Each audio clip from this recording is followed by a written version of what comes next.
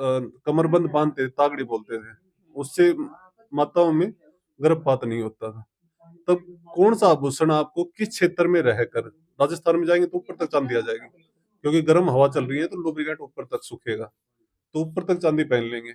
जब आप ठंडे क्षेत्र में जाएंगे तो सोना ज्यादा पहना जाएगा। दुनिया आज के समय में ज्यादा ही परेशान हो चुकी है, क्योंकि आधुनिक शिक्षा का प्रकोप कहें या समझ की कमी कहें, कि हमारे पूर्वजों को रहने सहने खान पान का हर चीज का ठीक रूप से ज्ञान था, कि कब किस ऋतु में किस प्रकार का भोजन हमारे लिए निर्धारित है। और हर व्यक्ति का शरीर अलग अलग है। आयुर्वेद 7 प्रकार के व्यक्ति बताता है कि कफ पित्तवात के आधार पे 7 तरह की प्रकृति निर्धारित होती है और 16 मानस प्रकृति होती है। उसके हिसाब से व्यक्ति विशेष में अलग अलग व्यक्ति में अलग अलग रोग आते हैं। एक व्यक्ति को ठंड ज्यादा लगती है, एक व्यक्ति को गर्मी ज्यादा लगती है। आप दोनों के लिए सेम दवा नहीं चला सकते। किसी व्यक्ति में किसी प्रकार का रोग है और किसी में किसी प्रकार का। तो वो जो समझ है वो ऋषियों ने हमें नाड़ी के जरिए समझाई, कि नाड़ी में अगर इस तरह का दोष दिखे तो आप इस तरह की औषधि दो, अगर इस तरह का दोष दिखे तो इस तरह की। व्यक्ति क्या कह रहा है वो सिम्टम्स एक हो सकते हैं सब में, लेकिन नाड़ी में बदलाव आता है ऊपर नीचे। अभी क्या हुआ, एक पेशेंट बैठा वो कह रहा जी मुझे खांसी नहीं जा रही, खांस रहा है, तो वैद्य ने कहा इसको घी और खांड खिलाओ। घी और खांड, मतलब खांसी में तो घी और खांड और ज्यादा नहीं हो जाएगा जी? उनको जो खांसी थी वो पित्त के दोष के कारण थी। अच्छा। अब पित्त जो होता है उष्ण होता है, गर्म होता है, और पित्त के कारण खांसी। अब लोगों में आपने देखा होगा, अब क्योंकि इस मौसम में जब मौसम बदलने पे खांसी होती है तो वो कफ की दवाइयां खा लेते हैं, या आजकल एसी में ज्यादा रह रहे हैं, तो वो जो कफ सूख जाता है तो ड्राई खांसी लोगों को हो रही है जो जा नहीं रही, और शाम को 8 बजे के आसपास वो ज्यादा बढ़ जाएगी, ज्यादा वेग बढ़ेगा उसका, तो ड्राई हो रही है। आप उसको और टेबलेट दोगे ड्राई करने की तो वो और ज्यादा परेशान करेगी, तो आपको उसे अब गिल्ला करना है। अब पित्त का गुण है सुखाने का, तो उसको गिल्ला कर सकता है, पित्त को शांत करता है घी।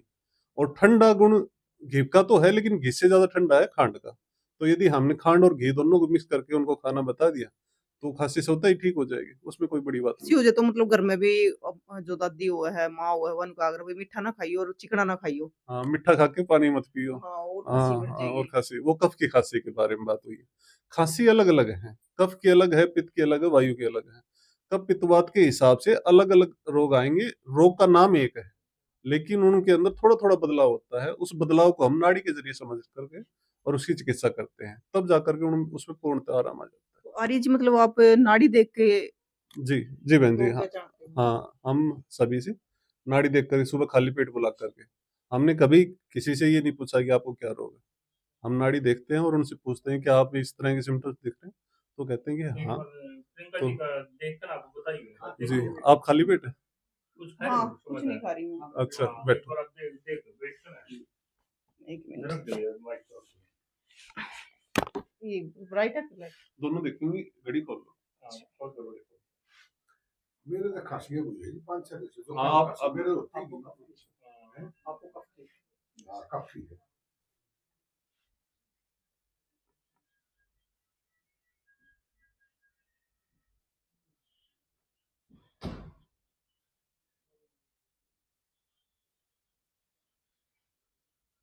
एक तो सुबह उठने का थोड़ा सा जल्दी करना पड़ेगा बहन जी आपको ना। सुबह मुझे नहीं पता आप कितने बजे उठ रहे हो, आपके शरीर में विटामिन B12 कम हो रहा है, जिसकी वजह से पेट साफ होने में समस्या आएगी। और ये जो कलीय कफ बढ़ रहा है ये शरीर में खासकर सर्वाइकल पे जकड़न बनाता हुआ ले जाएगा, शरीर में जकड़न बढ़ती चली जाएगी। एक नाभि खराब है, नाभि को ठीक करना पड़ेगा। और घुटनों में कट कट की आवाज आपको भी आने लग गई, घुटनों की व्याधि है। और पेट पेट जो है ना आपका वो भारी रहता है, पेट की विकृति है। आंखों पे चश्मा लग रहा है लेकिन फिर भी आंखों पे भारीपन आपको नाड़ी बता रही है कि आंखें भारी रहती हैं, आलस जाता रहता है इसमें।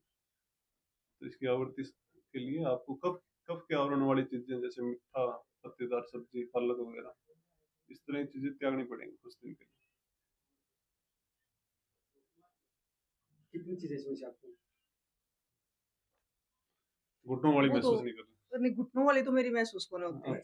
चलो अभी महसूस करा। हाँ, और जो पेट वाली है ना वो तो मेरे कई साल से चल रही है। आप एक बार उकड़ू बैठ के देखिए। उठी आई बस है आवाज है आवाज आ रही है।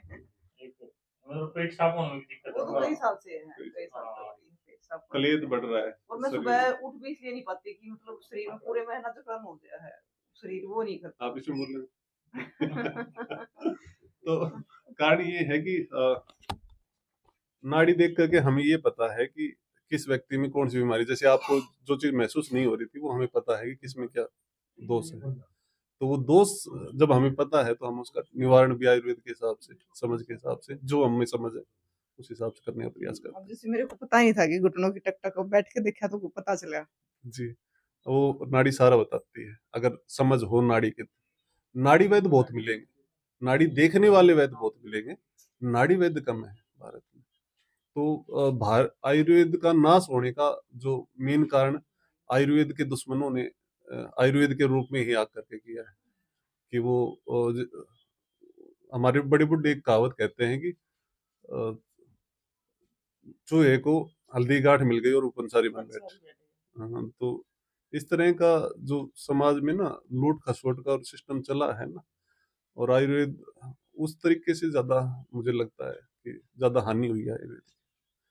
तो इस पे मेरा तो निवेदन यही रहेगा सबसे कि अ, अपने काम को करें और खूब जन सेवा करें, लेकिन अ, आयुर्वेद को बदनाम होने से थोड़ा सा ना बचाएं, क्योंकि आयुर्वेद ही है जो आने वाली पीढ़ियों को बचाएगा। अब एलोपैथी भी लगभग अपने पैर पसार चुका है और धीरे धीरे लोगों में विश्वास भी उठता जा रहा है हर तरह से। तो बाकी मतलब वेदों की तरफ तो लौटना पड़ेगा। हाँ, आयुर्वेद की तरफ तो लौटना ही पड़ेगा, क्योंकि आयुर्वेद कोई चिकित्सा पद्धति नहीं है। अब लोगों ने इसे चिकित्सा पद्धति बना दिया।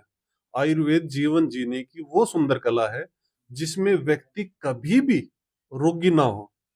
मतलब मेरे पास जो नाड़ी सीखते हैं वहां पर, वो दिल्ली से आए कुछ लोग, तो वो बहन जी एक हैं, वो कहती हैं भाई साहब हम मौसम बदलने पे बीमार होते ही थे, अब 2 वर्ष हो गए वो बीमार नहीं होते। और मैंने आज तक उसको एक सिंगल औषधि खाने को नहीं कहा। मतलब एक बार उनको कमर में दर्द जरूर आया था, उस कमर के दर्द में मैंने उनको त्रिकुटा खिलाया था। अब आयुर्वेद वाले पढ़ करके क्या कहते हैं, आयुर्वेद वाले पढ़ेंगे तो त्रिकुटा को खांसी में काम में लेते हैं, लेकिन मैंने उससे कमर दर्द ठीक किया उनका, और 3 दिन में ही उनमें आराम दिख गया उसका, क्योंकि वो कफ के आवरण से था। अब कफ कमर में भी है, उस पर ध्यान नहीं है उनका। तो नाड़ी से ये पता चल जाता है कमर में कफ जमा है, पित्त जमा है या वात जमा है, तो उसके हिसाब से हमने चिकित्सा की, उनका खून बढ़ गया। तो इस आधार पे हमें थोड़ा सा विश्वास बढ़ जाता है हमारा नाड़ी देखने के बाद कि हाँ ये व्यक्ति इस तरह का रोगी है और इसे इस तरह से। सितोपलादी चूर्ण भी खांसी को ठीक करता है और तिरकुटा भी खांसी को ठीक करता है। किस व्यक्ति को आपको तिरकुटा देना है और किसको सितोपलादी देना है, ये नाड़ी निर्धारण करती है। तो इस प्रकार आयुर्वेद बड़ी सुंदर चिकित्सा पद्धति है, लेकिन आयुर्वेद ज्यादा जीवन जीने की कला है। तो इस पर सभी सज्जनों को ध्यान देना चाहिए। माताओं में आजकल घुटनों में गैप आप बहुत सुन रहे होंगे, लुब्रिकेंट सूखने लग गया, चलने में दिक्कत आ रही दिक्कत आ रही है।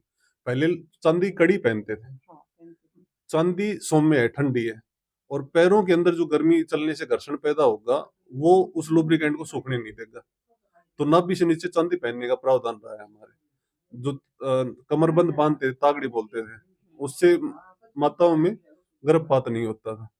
तब कौन सा आभूषण आपको किस क्षेत्र में रहकर, राजस्थान में जाएंगे तो ऊपर तक चांदी आ जाएगी, क्योंकि गर्म हवा चल रही है तो लुब्रिकेंट ऊपर तक सूखेगा, तो ऊपर तक चांदी पहन लेंगे। जब आप ठंडे क्षेत्र में जाएंगे तो सोना ज्यादा पहना जाएगा, कान 3-3 जगह छेद लेंगे। जब पहाड़ों पे जाएंगे तो देखेंगे दोनों नाकों में छेद मिलेंगे। तो ये जो प्रारूप बनाया है, इसलिए सत्य सनातन इतना सत्य है कि वो आयुर्वेद ही है। अगर सत्य सनातन को ठीक से समझ करके यदि हम जिए तो मेरा विश्वास है कि कोई बीमार नहीं हो सकता। लेकिन इसको ढोंग पाखंड ज्यादा बना दिया और समझ कम रखते हैं इसके प्रति। बिहार में छठ पूजा मनाई जाती है, साउथ इंडिया के अलग से त्योहार हैं, नॉर्थ इंडिया के अलग से, वो वातावरण के हिसाब से निर्धारित है। उन त्योहारों का, उन भोजन का यदि ठीक से चयन करके व्यक्ति आज भी जीने लग गया तो मेरा पूरा विश्वास है कि वो बीमार नहीं होगा।